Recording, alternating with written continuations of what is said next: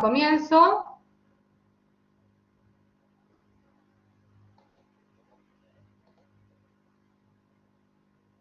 Bien. A ver.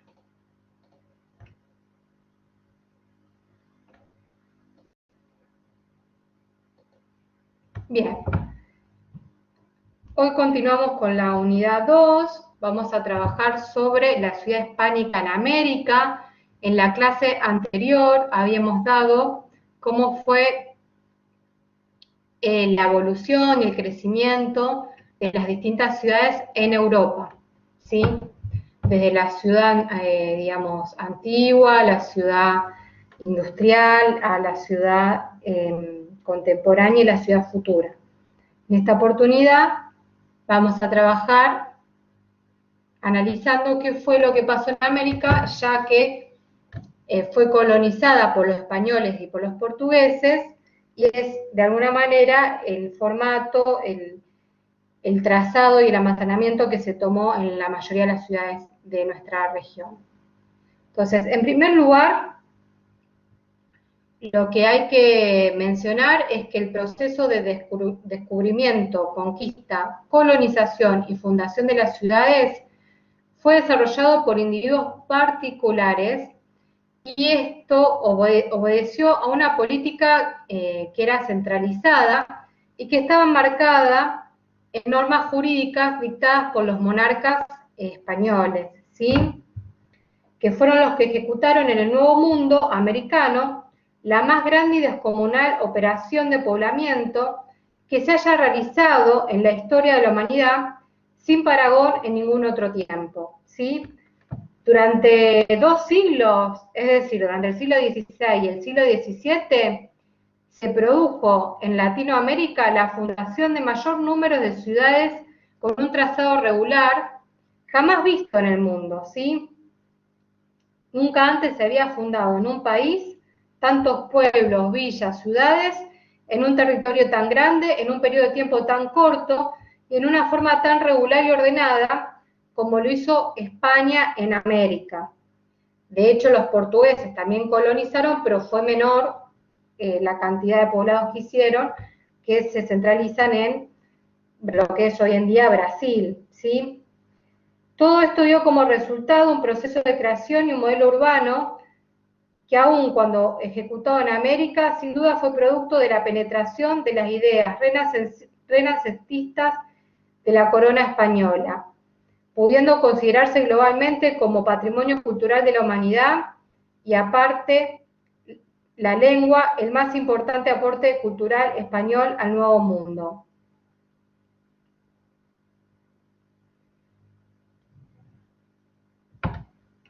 Lo característico de esta fundación fue también que fue de una forma muy ordenada, que las ciudades se realizaban a partir de un plan, que ese plan regulador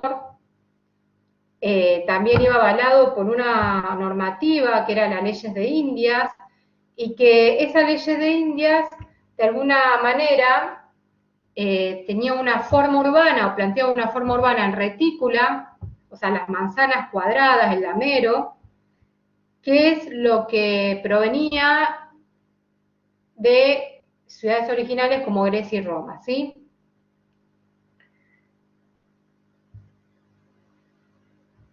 Entonces, lo más destacado de este periodo fue que se trató de un proceso ordenado, realizado en orden y con orden, que obedecía instrucciones precisas de la corona, que fueron plasmadas en distintos instrumentos jurídicos, entre estos lo que es un plan urbano, la ordenanza de leyes de India, que es lo que nosotros vamos a trabajar, y que empezó en 1513, cuando se reanudó en la provincia de Castilla del Oro, en lo que es hoy el Istmo de Panamá. Luego siguió en 1573 con el bosque de Segovia, y bueno, y se fue, digamos, prolongando por todo el continente. ¿Qué características tenían estas ciudades coloniales? Bueno, básicamente tenían todas una plaza central, como ustedes pueden ver en esta planimetría, con las manzanas cuadradas rodeaban esta plaza central, que se ubicaba en el centro, y alrededor de esta plaza se construían edificios que eran los más significativos, entre ellos la iglesia y el ayuntamiento, le llamaban ellos, que hoy podemos decir que es la municipalidad, llevándose a cabo las actividades más importantes de la sociedad colonial. A partir de este núcleo central, que era la plaza, se iba expandiendo la ciudad, la pequeña ciudad colonial, hacia las afueras. Si bien este patrón de ciudad colonial tenía esta característica de una trama regular, había casos que esa trama no era tan regular, era de un orden más bien irregular, heterogéneo, y esto tenía que ver básicamente con cuestiones del emplazamiento, ¿sí? Por ejemplo, esto mismo también pasa en Rosario, si bien Rosario no fue fundada, cuando las ciudades están a las orillas de un río, o hay digamos, se ubica un puerto, o están cerca, digamos, de una montaña, de alguna cuestión natural o construida, este tejido, esta trama se va a tomar, digamos, la forma de estos espacios de emplazamiento o de estos espacios naturales y construidos, y de alguna manera no va a ser tan regular. También la topografía del terreno es otro elemento importante. Casos de una montaña, o por decir un ejemplo, va a tomar otro tipo de topografía. Y también algo que era muy interesante es que en América Latina existían poblados indígenas que tenían sus propias urbanizaciones y que ellos, de alguna manera, superpusieron esta trama en cuadrícula sobre esos antiguos asentamientos urbanos indígenas y quedaba, de alguna manera, un territorio urbano irregular, ¿sí? De hecho, hubo algunas urbanizaciones que estaban en terrenos un poco, por decirlo, escondidos o a grandes alturas, como lo que fue el Machu Picchu en Perú, que por suerte no fueron colonizadas y hoy en día se mantienen como espacios, digamos, turísticos, ¿no? Visitar estas antiguas urbanizaciones indígenas. En esta imagen van a poder ver que es como una pintura, porque no había, digamos, por decirlo así, planimetrías como las que hay en este momento, en las cuales se ve pintada la cuadrícula de una ciudad de México en 1582, que es Tenango, en la cual se ve a grandes dimensiones la plaza central y acostado se ve la fachada de los edificios, acá se ve la iglesia, el ayuntamiento, los edificios de mayor protagonismo en la ciudad, como se ve hacia la izquierda también una montaña que tiene esta ciudad. Y también se ven caminos con cuadrículas aisladas que representan poblados más pequeños, ¿sí? Acá lo característico también era la amplitud del espacio central de esa gran plaza, superando la realidad española. Acá tenemos otra imagen que es, aunque no parece, es el plano de la ciudad de Buenos Aires en el siglo XVII, con las manzanas originales en retícula en torno al fuerte y la plaza central. Acá se ve el puerto, se ve el Río de la Plata, y esta fue fundada bajo características de ciudad portuaria por encontrarse a las orillas del Río de la Plata. Hubo dos fuentes relacionadas en donde se toman las decisiones sobre la fundación y la legislación de las nuevas tierras conquistadas, ¿sí? En un principio había una legislación parcial que tenía el nombre de cédula y ordenanzas para descubrimientos, nuevas poblaciones y pacificaciones. ¿Qué quiere decir esto? Que cuando se declaraba, se descubría un poblado, esto se presentaba una cédula y una ordenanza, en la cual todo lo de ese poblado, por eso dice poblaciones, también las personas, las propiedades de esas personas, los campos de esas personas, o sea, todo lo que tenía pasaba a ser dueño España, ¿sí? Y esas personas pasaban a ser esclavos. Luego había un segundo paso, que era las leyes de India, que era una legislación para regular, una vez que ellos ya eran propietarios de todo, de la tierra, de las viviendas de las personas, de las pertenencias de esas personas, de los recursos naturales, se estableció una ley de India que era una legislación que era para regular esta vida social, política y económica entre los pobladores del lado de América y entre los españoles del lado de la monarquía, ¿sí? Tenía una serie de puntos que debían cumplir. Entre los puntos más vinculados al urbanismo podemos mencionar lo que es la fundación, que tenía que ver con encontrar el lugar de asentamiento verificando que estuviera vacante, que se pudiera tomar sin prejuicio de los naturales, le llamaban de esta manera, naturales a las personas que vivían ahí, o con su libre consentimiento.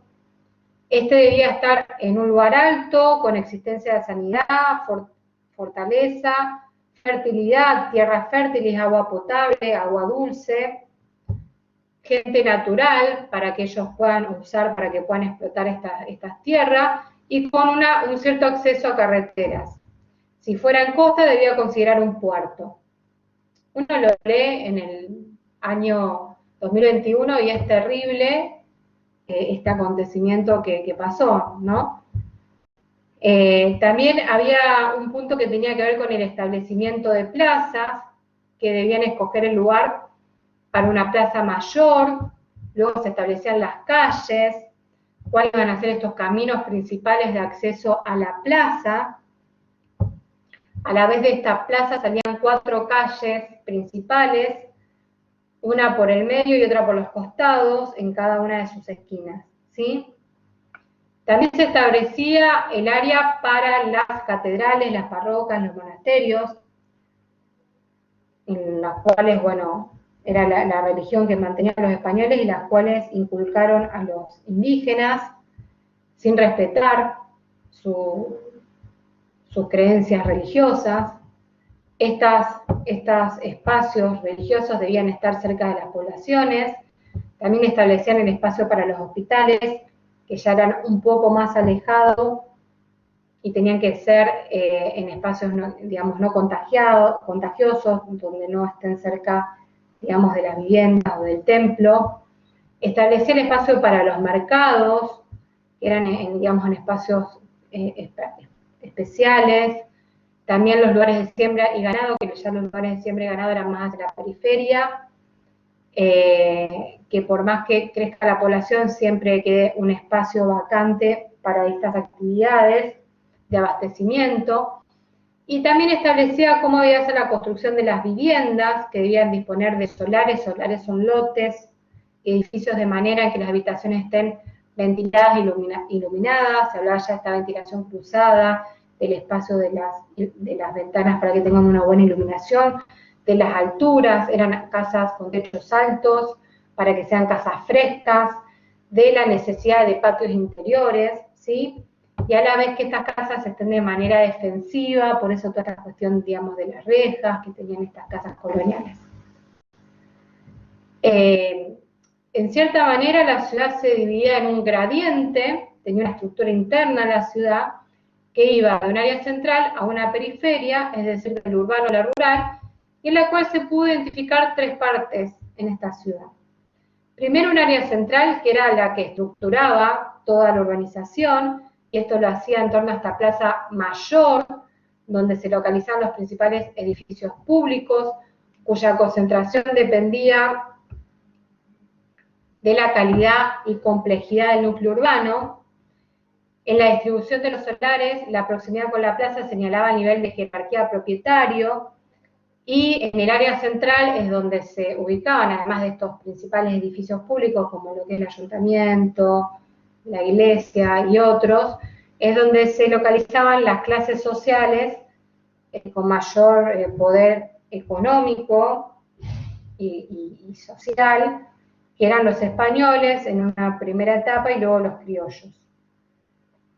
Luego había una zona intermedia que no representaba una ruptura espacial con el área central porque era una continuidad de las calles y de las manzanas, pero se diferenciaba la calidad de los usos de suelo y las tipologías. Es decir, que en esta zona era donde se establecían los conventos, los monasterios, los hospitales, los hospicios, los colegios, los comercios y las viviendas. También algunos espacios abiertos como prolongación de los templos.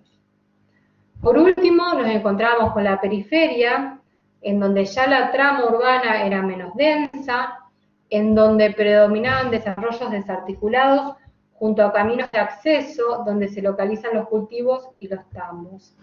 También la producción industrial y artesanal, estos carecían de hitos relevantes en la conciencia urbana, era más bien una organización modesta, con pocos recursos, y aquí es donde se concentraba la clase baja, que en ese momento eran los indígenas. Bueno, hasta acá es lo que aconteció en América, desde México, Argentina, en la gran parte, digamos, de los países. Por otro lado, en Brasil tuvo otro tipo de colonización, que fueron los portugueses.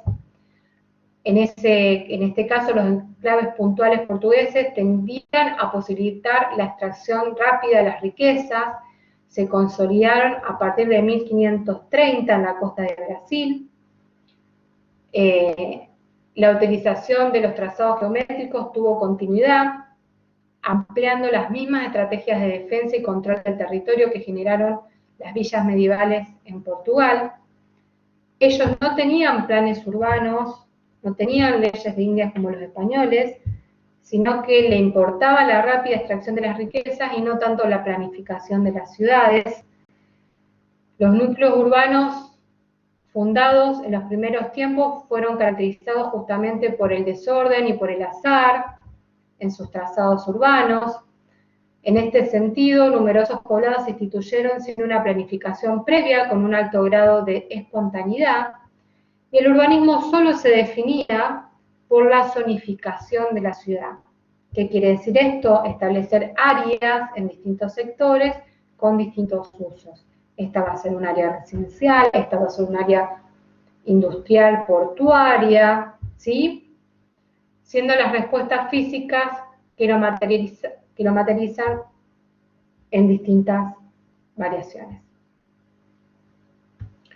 Un ejemplo es la ciudad de Salvador de Bahía, que fue reconocida por su regularidad en el trazado del núcleo urbano. Esta ciudad se fundó en 1549, se vinculó a la creación del Gobierno General de Brasil y fue una ciudad que marcó un nuevo momento de la colonización.